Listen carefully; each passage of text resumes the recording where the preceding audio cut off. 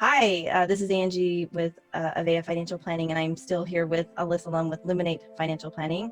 And just again, want to reiterate that we're here to kind of have a conversation, talk about things that are on our clients' minds and your minds possibly as well. But this is not intended to be investment advice, and help people kind of process what is going on this week or two as we go through the coronavirus and the markets changes and the economy and all those things. So one of the things that we've been hearing from clients is wondering, are we headed toward a recession? And I don't know, I would be curious, Alyssa, what do you have to say about that? What are you thinking, or what are you talking to clients about? Sure, that's a question I'm getting a lot from my clients, just like you are. I'm deferring to experts on that, but I think the answer is yes. I think we probably already are in a recession, probably a global recession. Again, I'm not an economist, I'm not an expert.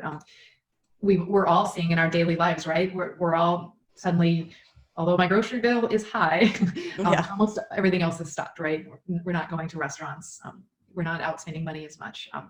Multiply that throughout the economy, and yeah, I think we're going to have a slowdown in a recession. So yeah, I agree. So what are things that are you talking to clients about that we should be considering doing in anticipation of this period of our economy?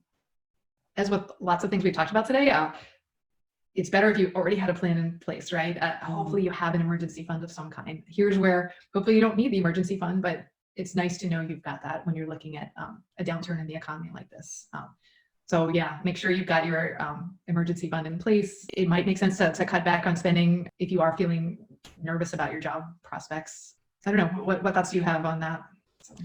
Definitely, the spending side of things, and a lot of the advice that we tend to give people, again, this should be more customized, but a general rule of thumb is 3 to 6 months of spending. If you were to be laid off or something like this, pandemic breaks out, a random pandemic, Right. 3 to 6 months of spending expenses in a bank account, ready to go to be spent, high yield savings perhaps. So would be ideal. And again, depending on if you have two household incomes or just one, or if it's variable income, to maybe even beef that up to a year. A lot of people don't have that, and it's a challenge to have that kind of cash just socked away. Sure. But even a few $1,000s in the bank is a cushion of some type during a time like this, because another thing that kind of has come up, and I don't know if you're hearing this as well, but the run on the banks, or is there going to be cash in the ATMs, or is the bank going to close down and then we can't get to our money?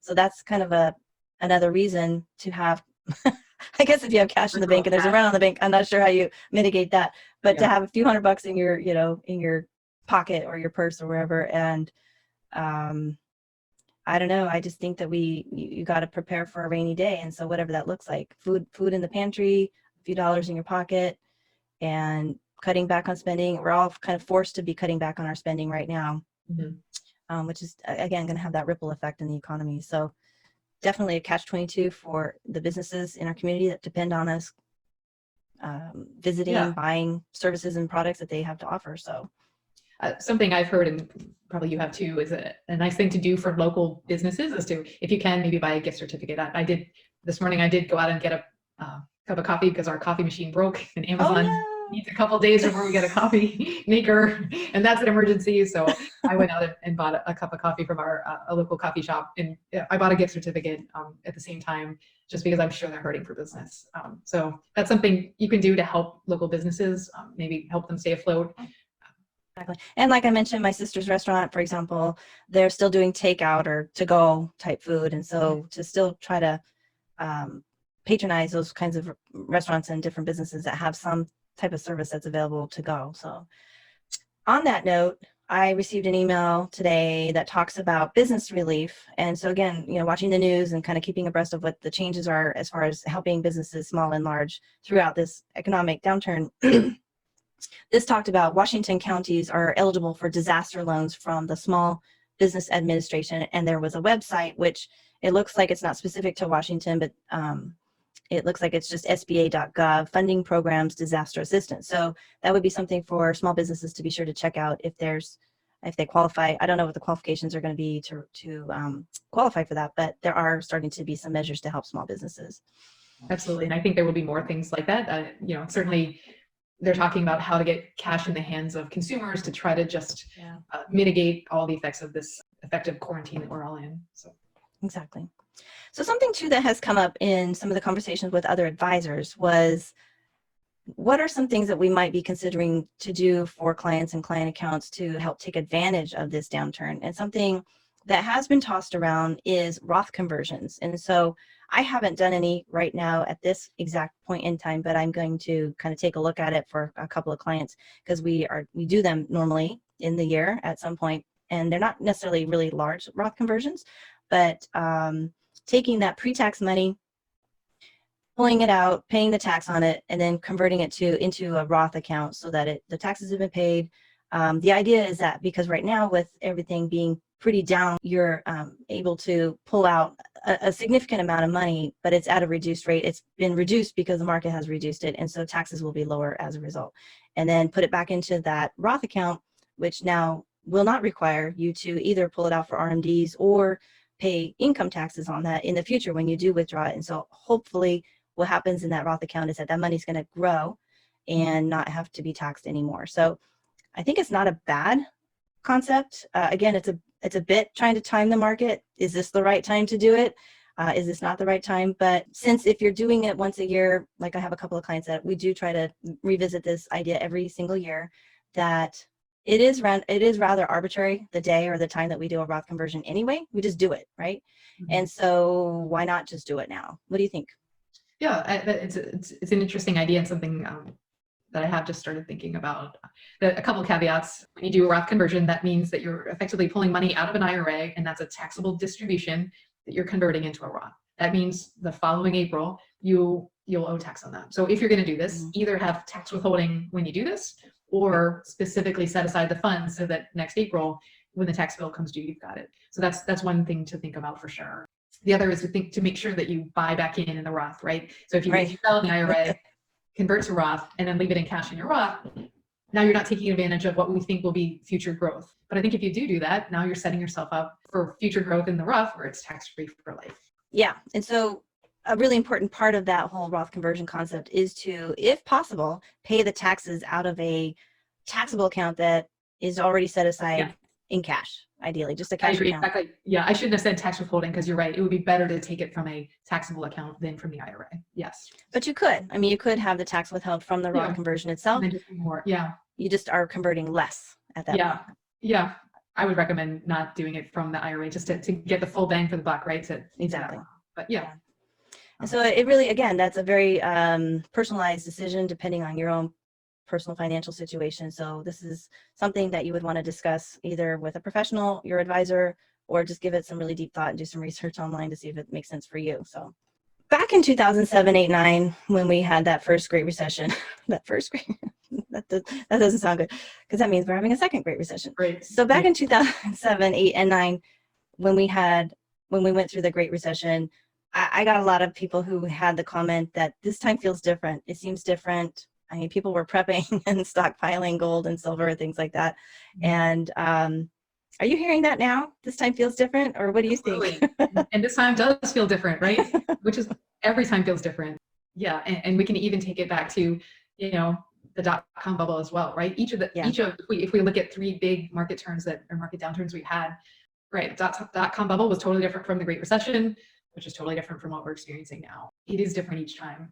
What's not different is that markets go down and markets go up over time. Sometimes the cause is different each time. When I look back at the history of the stock market, and we're not even talking about like way back, but when you look at the full history of the stock market, stocks go up over time. They go up 8 to 10% on average per year over time. Now that means they rarely go up actually 8 or 10% in any given year. It means they go up 31% in a year, and they go down 20% in a year, and everything in between. So that's going to continue to happen.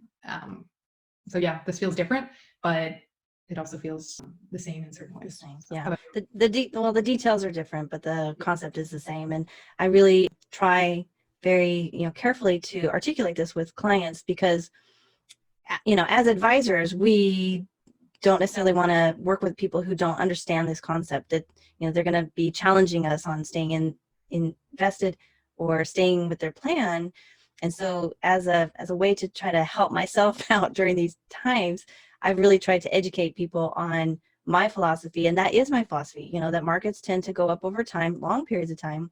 We're looking very long term, and that day to day there's volatility, day to day there's fluctuation in prices. It is a daily thing. It's just not, we don't pay attention to it. And so when it kind of hits us in the face like it has right now, it does feel different, but it's really not different. And so one of the things that I have added to my presentation when talking to clients about this early on, before they even engage me to work together, is I have a graphic that shows some, I don't know the exact period of time, but it's maybe not even 100 years, but all of the major events that have happened in a 100-year time frame, including a couple world wars, and you know, the gold, the dollar being detached from the gold standard, and the OPEC crisis, and all these different things that happened even before we were born.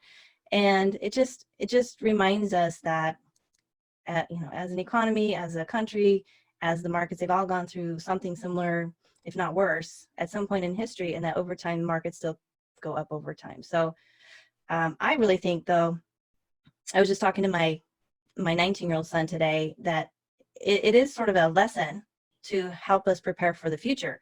What can we do differently going forward? What could we have done to prepare better for this? So, you know, one thing that came to mind was having different sources of income, because I really am concerned about people who are working in the service industries, especially these restaurants, hotels, airlines, and such, that they're not going to work. They don't get tips. They're not getting paid. And if they don't have that 3 to 6 month cash stashed away, how are they going to make it? You know, it's really going to be horribly difficult for them, I think. And so having real estate investments, or even the stock market investment, something that is somewhat a different source of income, or more than one income stream in the household, a husband and a wife, you know, spouses each having jobs. I know we, you know, want them to have stay-at-home parents so that we can take care of children, that kind of thing, but that just reduces the flexibility of that income in the household. And so it just causes me to think, you know, I'm thinking of my own household, my own family, what could we have done differently to have different sources of income? You know, and luckily for us, we're both work-at-home parents, so we had that already kind of in place. But not everybody has those things going on for them. So it is just an opportunity when these kinds of things arise to think back, you know, what could we have done differently, and how are we going to make changes now going forward? Yeah, I mean, I think that's a good way to look at it, and a good takeaway. So yeah, what did we learn from this? And how will we prepare, not for this specific thing to happen again, but something else, something that we haven't anticipated. We know something's going to happen, right? In 10 years, we're going to be talking about some new thing that no one saw. We just don't know what that is. Yeah.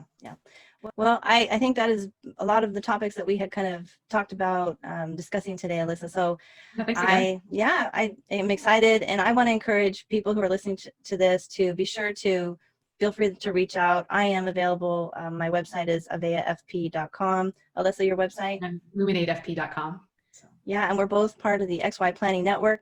So Alyssa and I hope that you will be able to take something away from our conversation today. Hopefully we give you some things to think about, and you know, we're always available to talk if that is something that would help you feel better about what's going on. So feel free to reach out to any of us. And Alyssa, any last thoughts? No, I'll just reiterate, I'm happy to talk to anyone. You can reach me through my website. And yeah, stay safe out there, and wash your hands, people, right? And stay home. Stay home.